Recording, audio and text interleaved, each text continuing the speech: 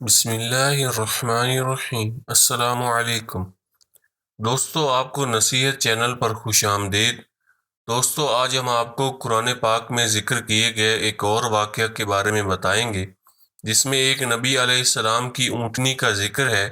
اس سے پہلے کہ واقعہ شروع کریں، آپ سے گزارش ہے کہ ایک مرتبہ درود پاک پڑھ لیں، اور اگر آپ نے ابھی تک ہمارے چینل کو سبسکرائب نہیں کیا تو سبسکرائب کر لیں اور ساتھ ساتھ ویڈیو کو لائک بھی کر دیں۔ جزاک اللہ۔ دوستو، حضرت صالح علیہ السلام قوم سمود کی طرف نبی بنا کر بھیجے گئے۔ آپ نے جب قوم سمود کو خدا عز و جل کا فرمان سنا کر ایمان کی دعوت دی تو اس سرکش قوم نے آپ سے یہ معجزہ طلب کیا کہ آپ اس پہاڑی کی چٹان سے ایک حاملہ اونٹنی نکالیے جو خوب موٹی اور ہر قسم کے عیب اور نقص سے پاک ہو۔ چنانچہ آپ نے چٹان کی طرف اشارہ فرمایا تو وہ فوراً پھٹ گئی، اور اس میں سے ایک نہایت ہی خوبصورت اور تندرست اور خوب بلند قامت اونٹنی نکل پڑی جو حاملہ تھی، اور چٹان سے نکل کر اس نے ایک بچہ بھی جنا، اور یہ اپنے بچے کے ساتھ میدانوں میں چرتی پھرتی رہی۔ اس بستی میں ایک ہی تالاب تھا جس میں پہاڑوں کے چشموں سے پانی گر کر جمع ہوتا تھا۔ آپ نے فرمایا کہ اے لوگو، دیکھو یہ معجزہ کی اونٹنی ہے۔ ایک روز تمہارے تالاب کا سارا پانی یہ پیے گی اور ایک روز تم لوگ پینا۔ قوم نے اس کو مان لیا۔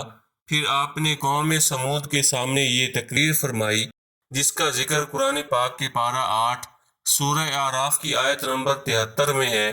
ترجمہ: صالح نے فرمایا، اے میری قوم، اللہ کی عبادت کرو، اس کے سوا تمہارا کوئی معبود نہیں۔ بے شک تمہارے پاس تمہارے رب کی طرف سے روشن نشانی آ گئی۔ تمہارے لیے نشانی کے طور پر اللہ کی یہ اونٹنی ہے، تو تم اسے چھوڑے رکھو تاکہ اللہ کی زمین میں کھائے، اور اسے برائی کے ساتھ ہاتھ نہ لگاؤ ورنہ تمہیں دردناک عذاب پکڑ لے گا۔ چند دن تو قوم سمود نے اس تکلیف کو برداشت کیا۔ ایک دن ان کو پانی نہیں ملتا تھا کیونکہ اس دن تالاب کا سارا پانی اونٹنی پی جاتی تھی۔ اس لیے ان لوگوں نے طے کر لیا کہ اس اونٹنی کو قتل کر ڈالیں گے۔ چنانچہ اس قوم میں قدار بن سالف، جو سرخ رنگ کا بھوری آنکھوں والا اور پستہ قد آدمی تھا اور ایک زنا کار عورت کا لڑکا تھا، ساری قوم کے حکم سے اس اونٹنی کو قتل کرنے کے لیے تیار ہو گیا۔ حضرت صالح علیہ السلام منع ہی کرتے رہے، لیکن قدار بن سالف نے پہلے تو اونٹنی کے چاروں پاؤں کاٹ ڈالے، پھر اس کو ذبح کر دیا، اور انتہائی سرکشی کے ساتھ حضرت صالح علیہ السلام سے بے ادبانہ گفتگو کرنے لگا۔ قوم سمود کی اس سرکشی پر عذاب خداوندی کا ظہور اس طرح ہوا کہ پہلے ایک زبردست چنگھاڑ کی خوفناک آواز آئی، پھر شدید قسم کا زلزلہ آیا جس سے پوری آبادی اتھل پتھل ہو کر چکنا چور ہو گئی۔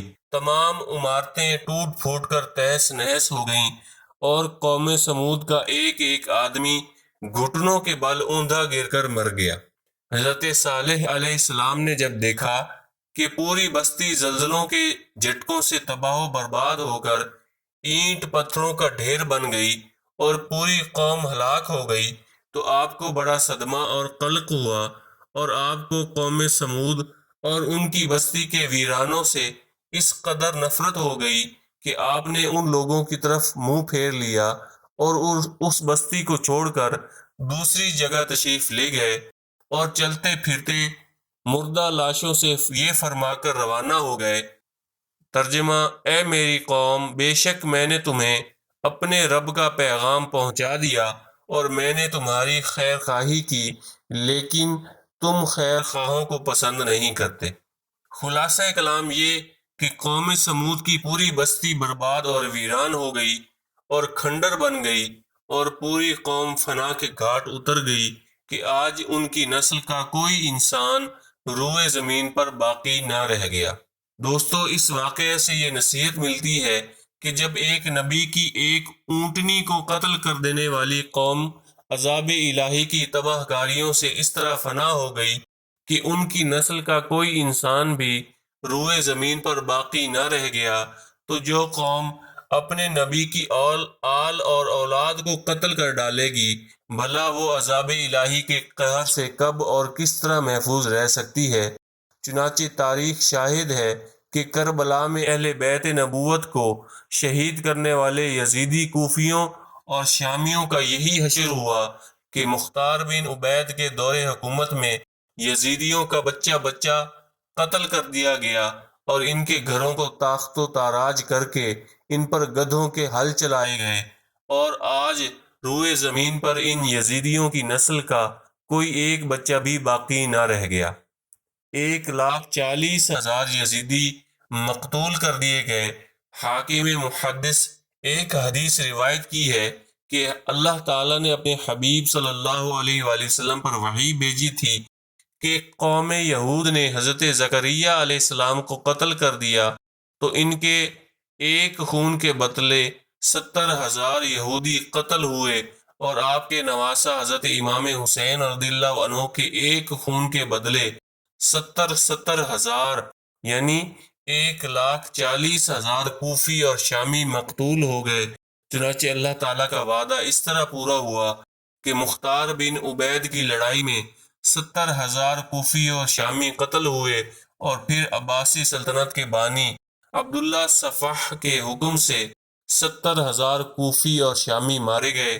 کل ملا کر 1,40,000 مقتول ہو گئے۔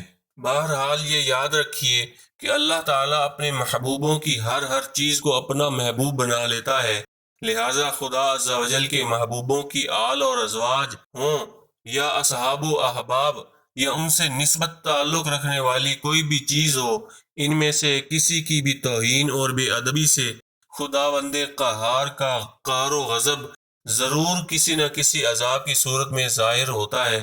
لہٰذا ہر وہ چیز جس کو اللہ عز و جل کے محبوبوں سے نسبت حاصل ہو جائے، اس کی تعظیم اور تکریم لازم اور ضروری ہے، اور اس کی توہین و بے ادبی عذاب الہی ہری جھنڈی اور تباہی اور بربادی کا سگنل ہے۔ روایت ہے کہ جب جنگ تبوک کے موقع پر سفر میں حضور صلی اللہ علیہ وآلہ وسلم قوم سمود کی بستیوں کے کھنڈرات کے پاس سے گزرے تو آپ نے فرمایا کہ خبردار کوئی شخص اس گاؤں میں داخل نہ ہو، اور نہ اس گاؤں کے کنویں کا کوئی شخص پانی پیے، اور تم لوگ اس عذاب کی جگہ سے خوف الہی عز و جل میں ڈوب کر روتے ہوئے اور منہ ڈھانپے ہوئے جلدی سے جلد گزر جاؤ، کہیں ایسا نہ ہو کہ تم پر بھی عذاب اتر پڑے۔ اللہ پاک سے دعا ہے کہ وہ ہمیں اپنے محبوب بندوں کی بے ادبی سے بچائے اور ان کا ادب بجا لانے کی توفیق عطا فرمائے۔ اللہ پاک آپ سب کا حامی و ناصر ہو، آمین۔ دوستو، آپ سے گزارش ہے کہ ویڈیو کو دوستوں کے ساتھ شیئر کر دیں۔ جزاک اللہ۔